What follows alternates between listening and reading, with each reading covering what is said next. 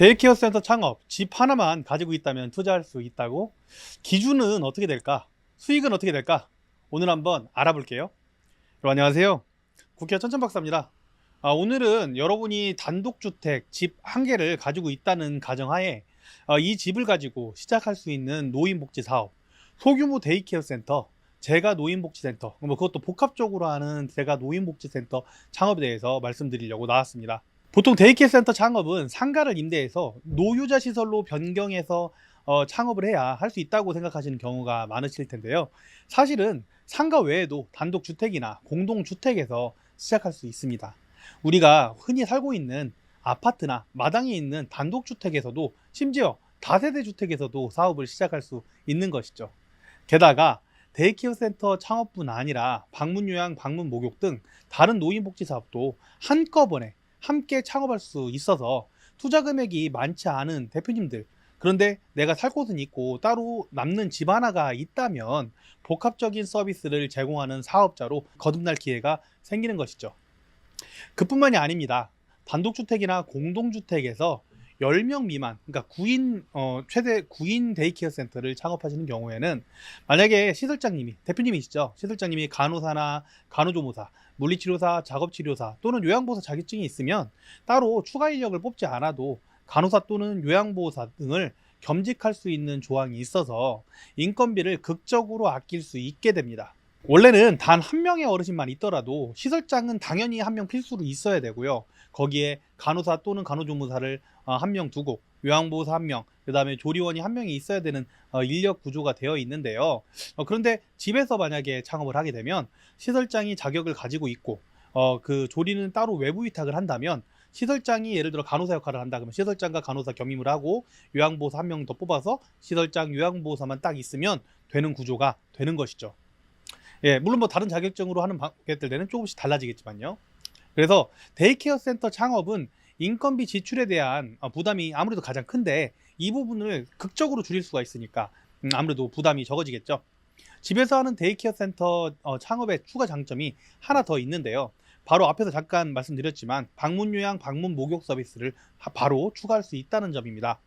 따로 사무실을 외부에다가 임대를 내서 해야 되잖아요. 원래 방문 요양, 방문 목욕을. 근데 그렇게 사무실을 따로 내지 않아도 집안에 만약에 방 하나의 크기가 5평 이상인 그런 방이 있다면 주택형 데이케어 센터를 하면서 동시에 방문 요양, 방문 목욕 서비스를 같이 시작할 수 있습니다.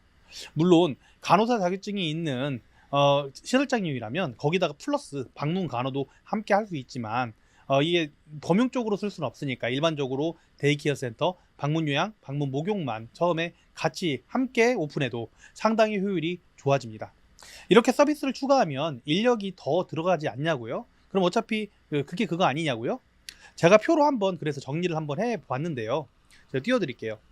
시설장은 겸직을 할 수 있다고 말씀드렸죠. 거기다가 방문 요양 추가했을 때 방문 요양 목욕의 요양보호 선생님들은 예를 들어 뭐 수급자 15명이 넘어갈 때 방문 요양 사회복지사 추가되는 것 말고는 대부분 수급자가 생기면 그걸 매칭해서 1대1로 매칭을 해서 요양 목욕을 하시는 것이기 때문에 사실상 수익이 들어오는 것으로 들어오는 돈을 가지고 급여를 지급하는 형식이 되니까 대표님의 돈으로 내 생돈을 가지고 추가적으로 사람을 뽑는 것은 없습니다. 집 하나로 데이케어 센터, 방문 요양, 방문 목욕 세 가지 사업의 창업이 뭐 엄청나게 투자를 계속해서 하는 것이 아니라 그냥 공간만 있다면 창업이 가능한 것이죠. 자, 그럼 이런 생각이 드실 겁니다. 그럼 집이 얼마나 커야 되는데 모든 집에서 뭐 10평이어도 되는 거야? 뭐 15평이어도 그냥 되는 거야? 뭐 구조는 어떤 식으로 되어 있어야 되지? 이런 생각이 드실 것 같은데요. 우선 어르신이 생활하는 거실인 생활실, 5평 이상의 사무실이 될 방, 그 다음에 프로그램실이 있을 뭐 이런 프로그램실이 될 방, 조리실, 화장실 뭐 이런 세면장들은 구분이 돼 있긴 돼 있어야 됩니다. 예. 그리고 이 부분은 어떤 집이라도 다 있는 것들이죠. 예, 작은 방, 큰 방 이런 것들은 다 있잖아요.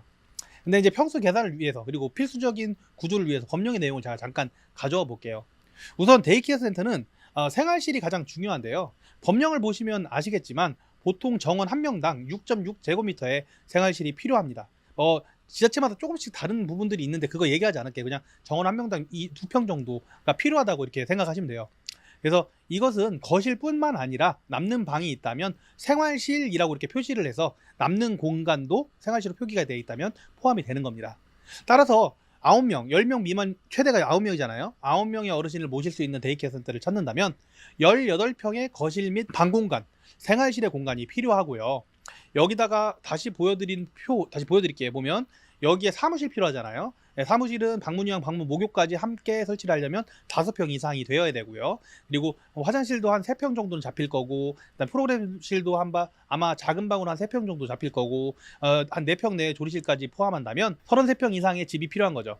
물론 전면 위탁을 한다면 조리실도 사실 필요가 없겠지만 미래를 위해서 조리실을 없애는 것보다는 갖고 계시는 것이 좋아서 이렇게 넣었습니다. 집이라는 것이 우리 맘대로 지금 뭐 몇 평, 몇 평, 몇 평 이렇게 구조가 이상적으로 되어 있다면 좋겠지만 앞에서 말씀드린 평수처럼 이상적으로 딱 떨어지는 공간이 그렇게 구획되는 집이 많지 않을 거예요. 그렇기 때문에 많은 투자 없이도 도배장판과 그리고 노인 편의시설 공사만으로 사업을 시작하시려면 실제로는 한 35평에서 40평 정도 되는 집이 있어야 시작할 수 있겠죠. 이거 전용 기준입니다. 또 앞에서 아파트나 다세대 주택에서도 시작할 수 있다고 말씀을 드렸는데 조심하셔야 될 부분이 있습니다. 공동주택에서 사업을 시작하시려면 지자체에 따라서 단지 전체의 동의나 해당 동 주민의 동의, 그리고 다세대 주택이라면 이웃집 동의가 있어야 사업을 시작할 수 있어서 동의서를 받으셔야지 사업을 시작할 수 있다는 점, 그렇지 않으면 사업을 못할 수도 있다는 점 주의하셔야 됩니다. 그래서 초기에 알아보고 하셔야 돼요. 오늘은 집에서 시작할 수 있는 데이케어 센터 창업, 방문 요양, 방문 목욕, 병설 창업에 대해서 한 뭐 35평, 40평 정도 집이 있으면 시작해 볼 수 있다 소개해 봤는데 어떠셨을까요? 도움이 되셨을까요? 수익 구조가 궁금해지실까요? 만약 궁금하신 점이 있다면 댓글로 남겨주시고요. 댓글을 보고 이게 소규모다 보니까 과연 하고 싶은 분들이 많이 있는지, 이런 분들을 그리고 또 어떤 부분들을 궁금해 하시는지 종합해서 추가적인 영상 진행해 보도록 하겠습니다. 사실은 잘 찾아보시면 이전에 다뤘던 내용들이 있긴 있어요. 예, 여러분한테 숙제로 남겨두고요. 저는 물러가겠습니다. 저는 국회의원 천천박사였습니다. 감사합니다.